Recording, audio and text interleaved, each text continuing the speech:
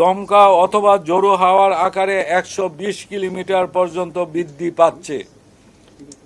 প্রবল ঘূর্ণিঝড় কেন্দ্রের নিকটবর্তী এলাকায় সাগর বিক্ষুব্ধ রয়েছে। প্রবল ঘূর্ণিঝড় কেন্দ্রের 64 কিলোমিটারের মধ্যে বাতাসের একটানা সর্বোচ্চ গতিবেগ ঘন্টায় 90 কিলোমিটার, যা দমকা অথবা জোরো হাওয়ার আকারে 120 কিলোমিটার পর্যন্ত বৃদ্ধি পাচ্ছে। প্রবল ঘূর্ণিঝড় কেন্দ্রের নিকটবর্তী এলাকায় সাগর বিক্ষুব্ধ রয়েছে। পায়রা ও মংলা সমুদ্র বন্দরকে 7 নম্বর বিপদ সংকেত নামিয়ে তার পরিবর্তে 10 নম্বর মহা বিপদ সংকেত, আমি আবার বলছি 10 নম্বর মহা বিপদ সংকেত দেখাতে বলা হয়েছে। উপকূলীয় জেলা খুলনা, সাতক্ষীরা, বাগেরহাট, পিরোজপুর, ঝালকাঠি, বরগুনা, বরিশাল, ভোলা, পটুয়াখালী এবং তাদের অদূরবর্তী দ্বীপ ও চরসমূহ 10 নম্বর মহা বিপদ সংকেতের আওতায় থাকবে। কক্সবাজার ও চট্টগ্রাম সমুদ্র বন্দরকে 6 নম্বর বিপদ সংকেত নামিয়ে তার পরিবর্তে 9 নম্বর মহা বিপদ সংকেত, আমি আবার বলছি 9 নম্বর মহা বিপদ সংকেত দেখিয়ে যেতে বলা হয়েছে।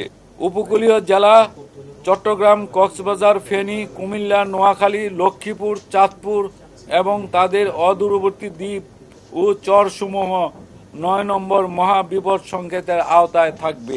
খুলনা, সাতক্ষীরা, বাগেরহাট, পিরোজপুর, ঝালকাঠি, বরগুনা, বরিশাল, ভোলা, পটুয়াখালী, ফেনী, কুমিল্লা, নোয়াখালী, লক্ষ্মীপুর, চাঁদপুর, চট্টগ্রাম ও কক্সবাজার জেলার নদীবন্দর সমূহকে 4 নম্বর নৌ মহা বিপদ সংকেত, আমি আবার বলছি 4 নম্বর নৌ মহা বিপদ সংকেত দেখিয়ে যেতে বলা হয়েছে। অগ্রভাগ আজ বিকাল 3টার থেকেই উপকূলীয় জেলাগুলিতে, যে সমস্ত জেলা আমি পড়ে শোনালাম, যে উপকূলীয় যে আমাদের 14টা জেলা আছে সেই সমস্ত জেলাগুলিতে এর অগ্রভাগের প্রভাবে ভারী বৃষ্টিপাত সহ দমকা থেকে জোরো হাওয়া বয়ে যাবে এবং এটা যতই সাইক্লোনটা উপকূলের দিকে অগ্রসর হতে থাকবে ততই সেই দমকা বাতাস এবং বৃষ্টিপাতের পরিমাণ ক্রমান্বয়ে বৃদ্ধি পাবে এবং এটা স্থলভাগের দিকে ততই অগ্রসর হবে এবং ফাইনালি